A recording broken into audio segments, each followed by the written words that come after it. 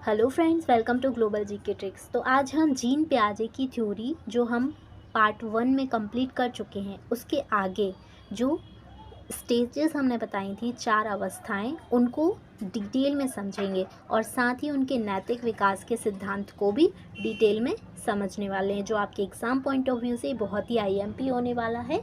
ये आपके एग्ज़ाम्स में इनमें से ही अक्सर ये क्वेश्चंस पूछे जाते हैं, इसलिए आप इस क्लास के साथ अंत तक बने रहिएगा।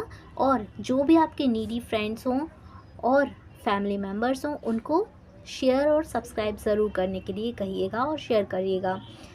चलिए स्टार्ट करते हैं, शुरू करते हैं। Let's start. सबसे पहले आपके अपने चैनल ग्लोबल जीके ट्रिक्स को आप सब्सक्राइब कर लें और वीडियो को लाइक शेयर कर दें। फर्स्ट है, सबसे पहले हम समझ लेते हैं कि जो 4 स्टेजेस हमने बताई थी संज्ञानात्मक विकास की, उनमें मनुष्य के संज्ञानात्मक पहलू मानसिक संकायों के माध्यम से सूचना के प्रसंस्करण को संदर्भित करते हैं।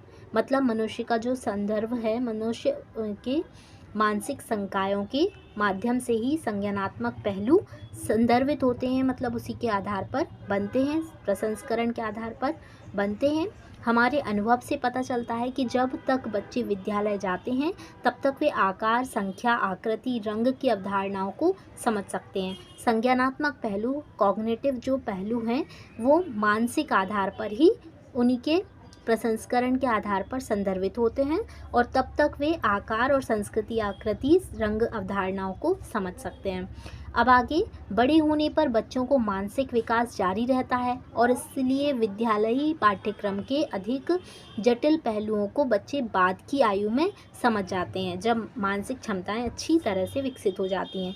अब पियाजे के अनुसार संज्ञानात्मक विकास के विभिन्न चरणों में अलग अलग दरों पर होता है। जब पियाजे संज्ञान की बात करते हैं तो उनका अर्थ मानसिक प्रक्रिया से है और जो ज्ञान को व्यवस्थित और उपयोग कर सकती है। यह क्षमता शिक्षार्थियों में जन्मजात शक्ति, देखिए ये बहुत ही इंपॉर्टेंट पॉइंट है। ये सारे इंपॉर्टेंट पॉइंट्स हैं क्योंकि यहीं से आपके एग्ज़ाम्स में क्वेश्चंस बनते हैं, तो इसीलिए आप इसको ज़रूर से अच्छे से देख लें।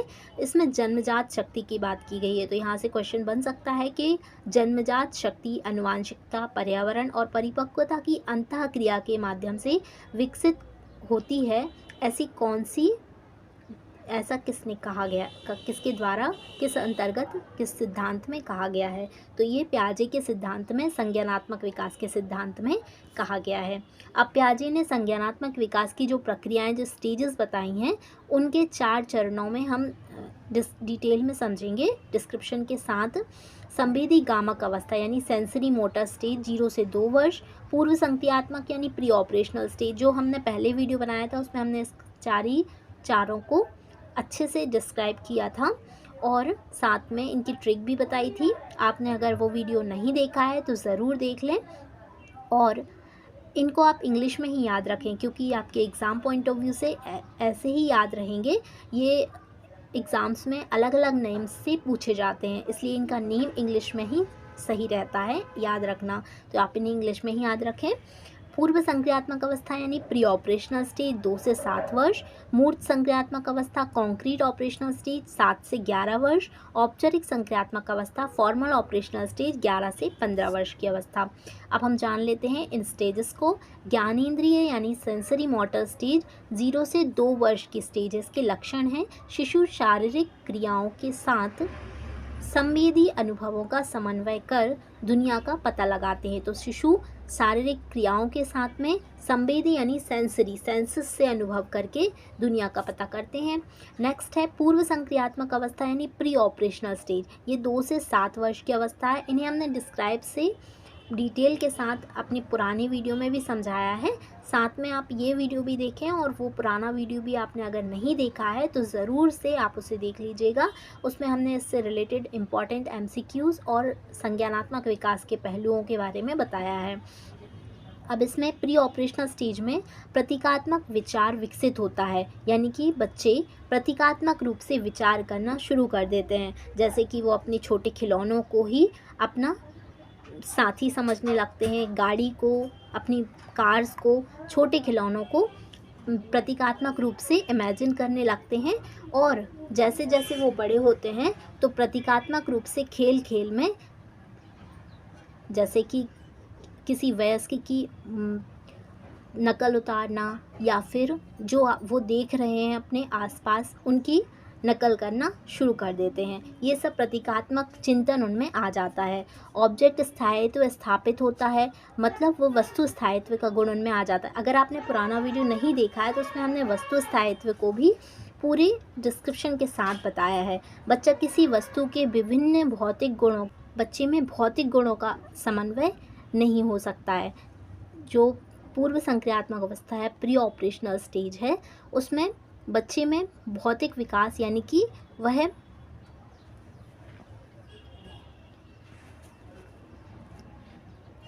तर्क करने की क्षमता नहीं रखता है। जैसे कि हमने अपने पुराने वीडियो में भी बताया था कि बच्चा अगर 2 ग्लास को देख रहा है, लंबे ग्लास और छोटे ग्लास दोनों में सेम क्वांटिटी है, लेकिन वह तर्क नहीं रख सकता, भौतिक गुणों में समन्वय नहीं कर सकता, वह बड़े ग्लास यानी लंबे ग्लास में ही लंबे ग्लास को ही ज़्यादा पसंद करेगा और विकसित नहीं हुआ है, इसीलिए तर्क विकसित नहीं हुआ है। 2 से 7 वर्ष की आयु तक ये अवस्था रहती है। मूर्त परिचालन यानी कि यहाँ पर देखिए ये हिंदी में इसका कॉन्क्रीट ऑपरेशनल स्टेज को मूर्त परिचालन अवस्था लिखा हुआ है, इसीलिए आप इसे इंग्लिश में ही याद रखें, ये सेम रहते हैं इंग्लिश में इनके नेम। 7 से 12 वर्ष की अवस्था मूर्त परिचालन यानी कॉन्क्रीट ऑपरेशनल स्टेज है। बच्चा तार्किक रूप से क्रियाओं के बारे में तर्क कर सकता है और वस्तुओं समूहों में वर्गीकृत कर सकता है। तो इस अवस्था में बच्चा तर्क करना शुरू कर देता है। जो जो प्री ऑपरेशनल स्टेज में नहीं कर सकता था वह इस स्टेज में करना शुरू कर देता है। बाल वस्तुओं के प्रतिनिधित्व पर प्रतिवर्ती मानसिक संचालन कर सकता है, यानी कि जैसे कि हमारी पिछली वीडियो में हमने बताया था कि बच्चा 3 + 7 को लिख सकता है, लेकिन 7 + 3 को नहीं बता सकता। औपचारिक परिचालन यानी 12 से 15 वर्ष की स्टेज, फॉर्मल ऑपरेशनल स्टेज, इसमें किशोर तर्क को अधिक लागू कर सकते हैं। काल्पनिक सोच, विकारी पूर्व संक्रियात्मक अवस्था, ऐसे स्टेज में बच्चे किशोर जो हैं तर्क से अधिक लागू कर सकते हैं, तर्क में सोचने लगते हैं। अब हम समझ लेते हैं औपचारिक जो संक्रियात्मक अवस्था है, फॉर्मल ऑपरेशनल स्टेज, इसके बारे में हम थोड़ा ब्रीफ डिस्क्रिप्शन और पूरा अच्छे से समझ लेते हैं जो एग्ज़ाम पॉइंट ऑफ व्यू से इम्पॉर्टेंट है। पियाजे के वर्गीकरण की यह अंतिम अवस्था है जो लगभग 11 वर्ष की आयु से शुरू होती है और लगभग 15 वर्ष की आयु तक या उसके ऊपर भी जारी रहती है। औपचारिक संक्रियात्मक अवस्था में बच्चा 3 नए गुण प्रदर्शित करता है। समस्या का व्यवस्थित विश्लेषण सभी संभव समाधानों के साथ, तो इसमें बच्चा समाधान खोजने लगता है। और फॉर्मल ऑपरेशनल थिंकिंग में यानी किशोर अवस्था आते आते 11 से 15 वर्ष की आयु के बीच बच्चा समस्याओं से समाधान खोजता है, संभव समाधान इमेजिन करने लगता है। एक तार्किक दृष्टिकोण संक्रिया पर काम करते हैं, तर्क की उसमें दृष्टिकोण आ जाता है और वह इस ऑपरेशन पर काम करने लगता है। उच्च क्रम संरचना का उपयोग करने की क्षमता आ जाती है, यानी कि हाई लेवल थिंकिंग उसके मन में गोल्स के प्रति आने लगती है। इस स्तर पर किशोर बीजगणित में रुचि लेने या समीकरणों का प्रयास करने, अपने कार्यों को अधिक जटिल उच्च क्रम संरचनाओं में व्यवस्थित करने में सक्षम होते हैं। इस अवस्था में किशोर जो होते हैं वो बीजगणित में रुचि लेने लगते हैं, गणित की समीकरणों में रुचि लेने लगते हैं। औपचारिक संक्रियात्मक अवधि चरण, काल्पनिक निगमात्मक संरचना के संचालन की विशेषता। इस अवस्था में औपचारिक संक्रियात्मक की ये जो अवस्था है इसमें बच्चे काल्पनिक निगमात्मक संचालन की विशेषता से परिपक्व हो जाते हैं। तो अब काल्पनिक संचालन की अवस्था क्या होती है? काल्पनिक संचालन विशेषता यानी कि बच्चे कल्पनाओं में इमेजिनेशन को करने लगते हैं, वो अपने आप को महत्व देने लगते हैं और ज़्यादा से ज़्यादा कल्पनाएं करने लगते हैं। जैसे कि अहम केंद्रितवाद, एक बार जब किशोर अमूर्त विचारों को समझ सकते हैं तो वे काल्पनिक संभावनाओं की दुनिया में प्रवेश कर जाते हैं और अहम केंद्रित या ऊंचा आत्म केंद्रितता प्रदर्शित करते हैं। अहम केंद्रितता अपने स्वयं के विचारों को असीमित शक्ति। अहम केंद्रित क्या होता है? किशोरों का यह विश्वास है कि उनके आसपास के लोग उनकी उपस्थिति पर उतनी ही चिंतित और ध्यान केंद्रित करते हैं जितना कि वे स्वयं हैं। जब शिक्षार्थी वयस्क चिंतन के प्रतिनिधि के रूप में कार्य करते हैं। इस प्रकार यह निष्कर्ष निकाला गया है कि औपचारिक संक्रियात्मक अवस्था में पियाजे के अनुसार किशोरों में संक्रिया पर संचालन करने की क्षमता विकसित होती है, यानी कि वह ऑपरेट करने लगते हैं। ये भी आपके एग्जाम पॉइंट ऑफ व्यू से इम्पॉर्टेंट पॉइंट है। इसमें पूछा जाता है कि किस अवस्था में बच्चे ऑपरेशंस पर ऑपरेट करने लगते हैं, तो यह फॉर्मल ऑपरेशनल स्टेज औपचारिक संक्रियात्मक अवस्था होती है। मूर्त संक्रियात्मक अवस्था में बच्चा मूर्त संक्रिया की क्षमता विकसित करता है। संवेदी गामक, ये थोड़ा ब्रीफ डिस्क्रिप्शन ले लेते हैं हम। संवेदी गामक अवधि में बच्चा संवेदी अनुभवों यानी सेंसेस से प्रतीकों और संचालन की क्षमता विकसित करता है। भाषा अधिगम की इस क्षमता का एक भाग है, क्योंकि भाषा की ध्वनि और शब्द पर्यावरण में वस्तुओं और क्रियाओं का प्रतिनिधित्व करने वाले प्रतीक हैं। इस अवस्था में भाषा अधिगम की जो क्षमता है वो इसका एक भाग है। पियाजे के नैतिक विकास के सिद्धांत। पियाजे ने बच्चे के नैतिक निर्णय में के विकास के चरणों को समझने में नींव रखी। उनकी शोध के मुख्य क्षेत्र थे कि वे कैसे बच्चे नियमों और सिद्धांतों पर काम करते हैं, कैसे बच्चे बुरे कामों और झूठों का न्याय करते हैं और कैसे बच्चे सजा और न्याय को देखते हैं। तो ये नैतिक विकास के चरण हैं पियाजे।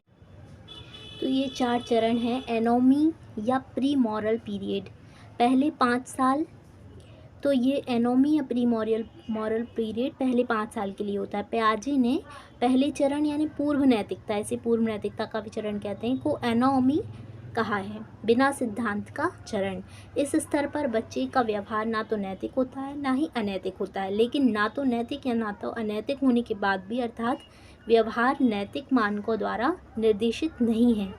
यहाँ पर मानक नहीं बताए गए हैं। व्यवहार के नियम दर्द और खुशी है।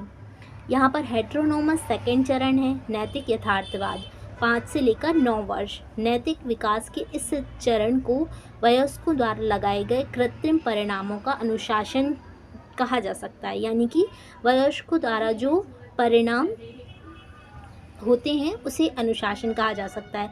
इस स्तर पर नैतिक विकास एक बाहरी प्राधिकरण द्वारा नियंत्रित किया जाता है। पुरस्कार और दंड नैतिक विकास को नियंत्रित करते हैं। तो ये नैतिक विकास का जो सिद्धांत है ये 5 से 9 वर्ष का है, जिसमें पुरस्कार और दंड नैतिक विकास के सिद्धांत को नियंत्रित करते हैं। तो ये जीन पियाजे जी का सिद्धांत है। इसमें हेटेरोनोमी रेसिप्रोसिटी नैतिक सापेक्षवाद का सिद्धांत 9 से लेकर 13 वर्ष की अवस्था तक। इस स्तर पर सहकर्मियों या समकक्षों के साथ सहयोग की नैतिकता होती है। इस चरण को पारस्परिकता द्वारा नियंत्रित किया जा सकता है, जिसका मतलब है कि हमें दूसरों के साथ ऐसा नहीं करना चाहिए जो हमारे लिए अपमानजनक होगा। इस चरण में समूह के साथ अनुरूपता अनिवार्य हो जाती है। तो ये 9 से 13 वर्ष की अवस्था होती है। इनसे भी क्वेश्चंस बन जाते हैं। और ऑटोनॉमी किशोरावस्था, ये 13 से 18 वर्ष की अवस्था, ये सबसे मुख्य अवस्था है। ऑटोनॉमी किशोरावस्था 13 से 18 वर्ष की अवस्था। इसमें पियाजे इस चरण को इक्विटी चरण भी कहते हैं, जैसा कि पियाजे से कहते हैं, जबकि पारस्परिकता सख्त समानता की मांग करती है, स्वायत्तता इक्विटी की मांग करती है। इस तरह के कारकों जैसे कि मकसद, परिस्थितियों आदि को ध्यान में रखते हुए इस स्तर पर व्यक्ति अपने व्यवहार के लिए पूरी तरह से जिम्मेदार होता है। अब इससे रिलेटेड हम कुछ MCQs डिस्कस कर लेते हैं। बच्चों में जन्मजात शक्ति यानी आनुवांशिकता, पर्यावरण और परिपक्वता की अंतःक्रिया के माध्यम से विकास क्रिया होती है, यह कथन किसका है? तो ये अभी हमने पढ़ा था, जैसा कि हमने बताया था कि ये जीन पियाजे जी का सिद्धांत है कि बच्चे जन्मजात शक्ति के और पर्यावरण और परिपक्वता की अंतःक्रिया के माध्यम से विकास करते हैं। तो ये ऑप्शन नंबर बी है, जीन पियाजे जी। नेक्स्ट क्वेश्चन है, जीन पियाजे के द्वारा प्रस्तुत संरक्षण के प्रत्यय से तात्पर्य है कि दूसरे को परिदृश्य को ध्यान में रखना एक महत्वपूर्ण संज्ञानात्मक क्षमता है। वन्य जीव और वनों का संरक्षण बहुत महत्वपूर्ण है। कुछ भौतिक गुणधर्म वही रहते हैं चाहे बाहरी आकृतियाँ बदल जाएं। परिकल्पना पर विधिवत परीक्षण से सही निष्कर्ष पर पहुंचा जा सकता है। तो इसका सही आंसर भौतिक गुणधर्म है। जैसा कि हमने बताया था कि ये संरक्षण का जो सिद्धांत है, कंजर्वेशन का सिद्धांत, इसमें बच्चे भौतिक गुणधर्म, चाहे वही आकृतियाँ हों, आकृति बदल कर उनको सेम क्वांटिटी की चीज़ दी जाए तो वो जो बड़ी क्वांटिटी होती है, बड़ा दिखने वाली चीज़ होती है, उसको लेते हैं। नेक्स्ट क्वेश्चन है, किशोरों का यह विश्वास है कि उनके आसपास के लोग उनकी उपस्थिति पर उतने ही चिंतित और ध्यान केंद्रित करते हैं जितना वे स्वयं हैं। यह किस गुण के अंतर्गत आता है? तो ऑप्शन ए है समायोजन, अहम केंद्रित, समावेशन या प्रयोजन। तो इसका सही आंसर हो जाएगा ऑप्शन नंबर बी। जैसा कि बताया था, अहम केंद्रित में किशोरों का ये विश्वास हो जाता है कि उनके आसपास के लोग उनकी उपस्थिति के लेकर उतने ही चिंतित हैं जितना, और ध्यान केंद्रित करते हैं जितना वे स्वयं करते हैं। नेक्स्ट क्वेश्चन नंबर 4 है, पियाजे के अनुसार औपचारिक संक्रियात्मक अवस्था में किशोरों में डैश की क्षमता विकसित होती है। तो ऑप्शन ए है संवेदी अनुभवों की आधार पर कार्य करने की, संक्रिया संचालन करने की, प्रतीकवाद का प्रयोग करने की, मूर्त संक्रिया का प्रयोग करने की। तो संक्रिया संचालन करने की, ऑप्शन नंबर 20 का राइट आंसर हो जाएगा, जैसा कि बताया था। नेक्स्ट क्वेश्चन है, शिशु शारीरिक क्रियाओं के साथ संवेदी अनुभवों का समन्वय कर दुनिया का पता लगाना किस अवस्था के अंतर्गत आता है? तो ऑप्शन ए है संवेदी गामक यानी sensory motor, pre operational, concrete operational या फॉर्मल ऑपरेशनल। तो इसका राइट आंसर हो जाएगा संवेदी यानी कि सेंसस से अनुभव करने की क्षमता और समन्वय करने की क्षमता, दुनिया का पता लगाने की ये अवस्था होती है संवेदी गामक यानी sensory motor stage. Next question number 6 है, प्रतीकों और संचालन की क्षमता विकसित करता है बच्चे का यह गुण किस गुण को प्रदर्शित करता है? तो बच्चों में प्रतीकात्मक चिंतन शैली, नेतृत्व क्षमता, मूर्त चिंतन शैली या अहम केंद्रित। तो प्रतीकात्मक, तो जैसा कि मैंने बताया था कि इसमें बच्चे प्रतीकात्मक चिंतन करने लगते हैं, वो प्रतीकात्मक रूप में विचार करने लगते हैं, प्रतीकों को अपने इमेजिनेशन में इमेजिन करने लगते हैं। नेक्स्ट क्वेश्चन है, पियाजे के नैतिक विकास सिद्धांत में से कौन सा नैतिक मूल्यों का बहुत अल्प बोध का अवलोकन करता है? तो नैतिक मूल्यों का, जैसा कि बताया था नैतिक सिद्धांत के विकास में, नैतिक विकास के सिद्धांतों में, कि नैतिक मूल्यों का अल्प बोध किस में होता है? सबसे कम बोध होता है पूर्व नैतिक काल में, ऑप्शन नंबर बी में। नेक्स्ट क्वेश्चन नंबर 8 है, पियाजे के अनुसार निम्नलिखित में से कौन सी अवस्था में बच्चा अमूर्त संकल्पनाओं यानी कि इमेजिनेशंस में, अमूर्त चीज़ों में जो वास्तविक नहीं है के विषय में तार्किक चिंतन करना आरंभ कर देता है? तो अमूर्त चिंतन बच्चा फॉर्मल स्टेट में करता है, फॉर्मल ऑपरेशनल स्टेज में, ऑप्शन नंबर ए ऑपरेशनल औपचारिक संक्रियात्मक अवस्था यानी 12 वर्ष और उससे ऊपर की अवस्था में। इस अवस्था में बच्चा इमेजिनेशंस करने लगता है, कल्पनाओं में जीता है, कल्पनाएं करने लगता है और तार्किक चिंतन, तर्क वितर्क शुरू करने लगता है। नेक्स्ट क्वेश्चन नंबर 9 है, ये हमारा सेकेंड लास्ट क्वेश्चन है। उत्तर बाल्यावस्था में बालक भौतिक वस्तुओं के किस आवश्यक तत्व में परिवर्तन समझने लगता है? भौतिक वस्तुओं, जैसा कि बताया था, मतलब बच्चों को अगर एक रुई का, कपास का टुकड़ा बड़ा सा दे दिया जाए और पत्थर दे दिया जाए, दोनों में से चूज़ करने को बोला जाए, तो वो जिसमें द्रव्यमान ज़्यादा होगा उसको चूज़ करेंगे। ये उत्तर बाल्यावस्था में होता है, मतलब वो समझने लगते हैं कि जो भारी है, पत्थर है, वो उसको ले लेंगे, वो समझने लगते हैं। और क्षेत्र संख्या में अगर उनको बड़ी संख्या दे दी जाए, बड़ी संख्या बता दी जाए 100 या 10,000, तो वो 10,000 को चूज़ कर लेंगे। और क्षेत्र में अगर उन्हें छोटा और बड़ा बता दिया जाए, बड़ा क्षेत्र और छोटा क्षेत्र, तो वो बड़े क्षेत्र को चूज़ कर लेंगे। तो ये उत्तर बाल्यावस्था में होता है। तो इसका सही आंसर हो जाएगा ऑप्शन नंबर डी, द्रव्यमान, संख्या और क्षेत्र। लास्ट क्वेश्चन है, वस्तुओं को क्रम से लगाने की क्षमता बालक में विकसित होती है? कब वस्तुओं को क्रम से लगाना शुरू कर देता है बालक? तो इंद्रिय जनित अवस्था में, पूर्व क्रिया अवस्था में, मूर्त क्रिया अवस्था में, औपचारिक क्रिया अवस्था में। तो इसका सही आंसर हो जाएगा जब हम वस्तुओं को, जब बालक वस्तुओं को मूर्त रूप में देखने लगता है। जब वस्तुओं को जमाना शुरू कर देता है मूर्त रूप में, उनको देखता हुआ वह जमाना शुरू करता है, तो ये मूर्त अवस्था है। मतलब वो साक्षात देख रहा है वस्तु को मूर्त रूप में, इसलिए ये मूर्त क्रिया अवस्था में हो जाएगा। तो यही हमारा वीडियो समाप्त होता है। ये क्वेश्चंस बहुत ही आईएमपी हैं और ये हमारी फ्री क्लासेस हैं, तो आप इन्हें ज़्यादा से ज़्यादा शेयर करें और जो ज़रूरतमंद हैं, नीडी आपके फैमिली मेम्बर्स, फ्रेंड्स हैं, उनको ज़्यादा से ज़्यादा शेयर करें, क्योंकि ये बहुत आईएमपी क्लासेस हैं और ये आईएमपी क्वेश्चंस के साथ एमसीक्यूज़ के साथ डिस्कस करते हैं हम। तो आप इन्हें जितना शेयर करेंगे उतना ही हमें मोटिवेशन मिलेगा। तो आप ज़्यादा से ज़्यादा इन्हें शेयर करें, लाइक करें। Thanks and please subscribe for more updates.